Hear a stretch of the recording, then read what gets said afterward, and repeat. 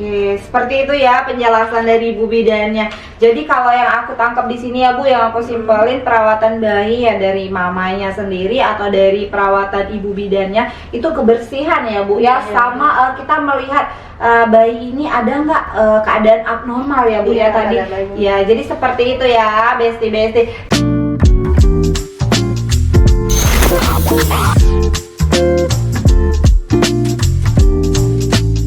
Nah Bu, aku mau tanya, misal ya Bu ya, aku kan nggak tahu, terus juga aku mungkin masih takut nih sama bayi. Ada nggak Bu layanan yang memang bisa dibantu oleh bidan, misalnya kunjungan ke rumah, itu ada nggak ya Bu kira-kira? Atau kita bisa hubungin nggak bidannya, misalnya Bu kita mau butuh bantuan nih untuk merawat bayi kita, takutnya anak pertama ya say gitu kan, takut salah gitu kan. Jadi ada nggak Bu layanan-layanan yang memang disediakan oleh instansi tertentu atau dari klinik atau rumah sakit atau puskesmas tertentu nih Bu? Menurut Ibu gimana? Udah ada nggak zaman sekarang Bu?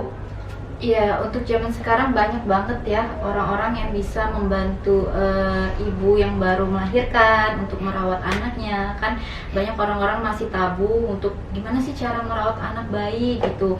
Untuk layanannya sendiri itu banyak banget, apalagi di kota Jambi ya. Tapi yang paling bagus, maaf Bu kepotong, warga Jambi ya. Nih buat bunda-bunda yang ngerasa aduh aku nggak berani nih pegang baby aku karena dia masih kecil banget, masih renta, ada nih tuh, dikasih tahu dong Bu, gimana? Coba di mana? Nih warga Jambi, kota Jambi khususnya.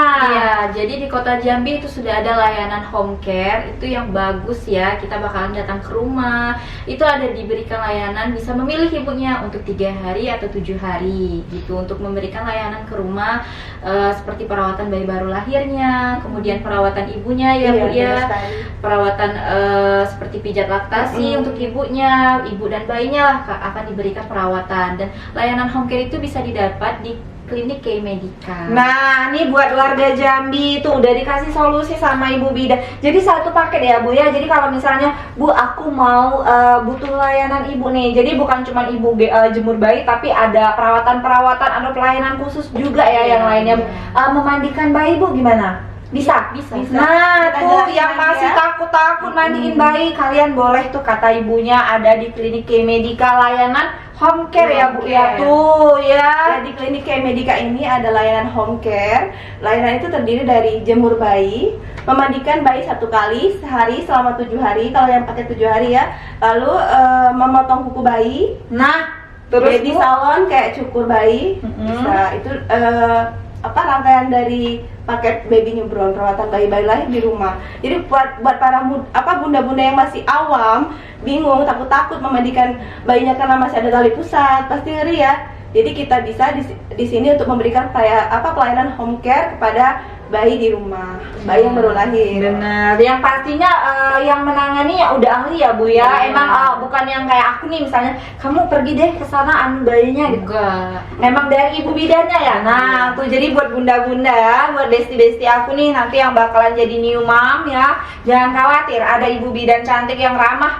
Nggak usah khawatir yang nanti dicetusin, dijutekin. Nanti kalian hubungin komen aja di bawah. Bu, gimana sih atau Kak gimana sih bidan rekomen Kakak tuh nggak jelas, nggak kalian kasih tahu aku biar aku marahin ibu dua ini. Tapi jangan khawatir, aku jamin banget ibu dua ini bisa jadi ibu bidan ya, bisa jadi sahabat curhat ya. Yang namanya ibu baru lahir itu ada yang namanya baby blues ya Bu ya. Nah ibu ini dia udah paham, jadi ibu ini bisa jadi teman curhat, bisa juga menemani dan memberitahu gimana sih perawatan bayi yang benar ya, sesuai dari segi kebidanan. Karena kita ada free konsultasi dengan bidan. Nah tuh ya, jadi buat bunda-bunda atau mami-mami di sini yang bakalan mau lahiran atau jadi mau jadi new mom, boleh nih ikutin saran dari Ibu bidan cantik kita ya. Lanjut ya Bu. Kemudian Bu ada pertanyaan selanjutnya. Maaf ya Bu kalau banyak tanya, maklum lah ya. Aku kan nggak tahu nih ilmu tentang kebidanan ya. Jadi maaf ya Bu ya, aku banyak tanya di sini. Kita lanjut lagi.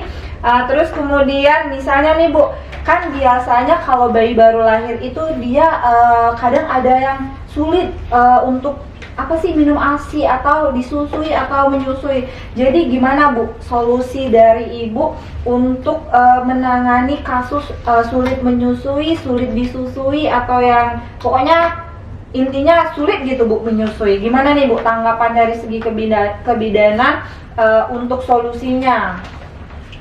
Boleh dibantu jawab? Oke, kalau untuk sulit menyusui mungkin ada beberapa faktor ya, mungkin karena cara menyusuinya yang tidak benar. Yang kedua, memang bayi tersebut belum ada respon untuk menyusui, belum kuat gitu. Oh gitu. Jadi kalau untuk menyusui sebisa mungkin kita sulit nih, tapi sebisa mungkin kita usahakan itu bayi tetap dikasih ASI gitu. Mungkin dari cara menyusuinya, karena kan ada sekarang teknik cara menyusui bayi yang benar. Baru kalau nggak benar kan bisa nggak terkasih ya. Itu namanya nanti kita diajarkan teknik menyusui yang benar. Ada teknik-tekniknya kan, posisi bayi, posisi tangan ibu, posisi bayi kalau tidak tepat, bayi bakalan nggak nyaman menyusui. Jadi kalau dia tepat dan nyaman, pasti si bayi itu akan enak, selalu posisinya enak kan, bayinya nyaman seperti itu. Pasti akan diajarkan. Dan juga kalau nggak disusuin secara terus menerus, karena kan bayi itu harus minum setiap 2 jam sekali nih. Takutnya nanti terjadi bendungan ASI, itu sangat penting sekali. Nah, di Klinik Medika ini, kalau buat para ibu-ibu yang mempunyai masalah bendungan ASI gitu ya, ASInya nggak lancar, hubungi kita aja. Kita mempunyai layanan namanya pijat laktasi. Itu pijatan pada payudara untuk memperlancar pengeluaran ASI, dan pijat oksitosin untuk memproduksi ASI, seperti itu. Benar. Oke. Kita punya solusinya. Nah itu. Nah, oh ya disclaimer dulu ya. Kita di sini bahasnya dalam segi medis ya, Say. Jadi jangan ada konotasi yang enggak ya dari pengucapan, penyampaian kita di sini nggak ada konteks yang aneh-aneh. Kita memang di sini memberikan informasi, kita Edukasi tentang kesehatan. Nah, ya jadi jangan sampai ada nanti salah paham atau kayak konteksnya agak sedikit gimana gitu ya. Oke, kita udah disclaimer ya di sini. Oke, Bu, lanjut nih, Bu. Jadi gini, Bu, kapan sih? Oh iya, sebelumnya aku mau bahas juga ya mitos atau fakta mengenai, kan biasanya zaman dulu ya Bu ya, biasalah ibu-ibu ya atau nenek-nenek nih mereka itu biasanya mau naikin bayi itu dikasih makan cepet gitu Bu. Ya, jadi aku mau tanya di sini, menurut atau dalam segi kebidanan ya, sebaiknya bayi itu bisa dikenalkan oleh makanan padat atau empasi ya Bu ya, makanan pendamping ASI itu mulai sejak kapan Bu? Oke, kalau untuk makanan pendamping ASI ya, sejak kapan sih bayi itu dikenalkan makanan-makanan pendamping ASI gitu? Kalau untuk nutrisi yang diberikan kepada bayi, kan bayi itu kan diberikan ASI eksklusif dari usia 0 sampai 2 tahun. Sedangkan untuk dikenalkan dengan makanan-makanan pendamping itu dari usia 6 bulan. Dari 0 sampai 6 bulan bayi cuma diberikan ASI, pure ASI aja, cuman ASI aja. Cuman kalau untuk di usia 6 bulan, ibu atau bunda-bunda nih, mama-mama yang di rumah itu udah boleh memperkenalkan misalkan pure jagung, yang jagung-jagung manis di haluskan, wortel-wortel, Pasti untuk lebih memperhatikan tekstur ya, tekstur yang lebih lembut, lembek, yang memang bisa dicerna oleh enak dimakan dan dicerna oleh pencernaan bayi, karena pencernaan bayi belum bisa mencerna yang seperti yang keras-keras, kita tahu sendiri ya. Lebih diperhatikan lagi tekstur seperti itu ya, teksturnya lebih untuk MPASI. hancur, halus kayak kita makan bubur atau jus gitu kan, lebih yang hancur gitu, karena dia masih 6 bulan usianya. Tapi jangan lupa didampingi oleh dengan konsumsi ASI. Oke, nah itu ya, kita udah terjawab pertanyaan terakhir kita ya tentang usia yang seharusnya udah bayi itu dikenalkan oleh makanan mulai dari usia 6 bulan. Oke Bu, makasih nih sebelumnya ya untuk waktu ibu-ibu ya, ibu-ibu. Gimana dipanggil kakak aja ya? Emang ibu bidan. Oke, ibu bidan. Oh gitu ya, kakak bidan deh atau kakak bidan nih. Makasih ya ya sebelumnya udah mau ngobrol sama aku, kita kasih informasi, kita sharing-sharing yang aku nggak tahu ilmunya aku jadi tahu ya. Mohon maaf nih sebelumnya mengganggu waktu ibu-ibu ya.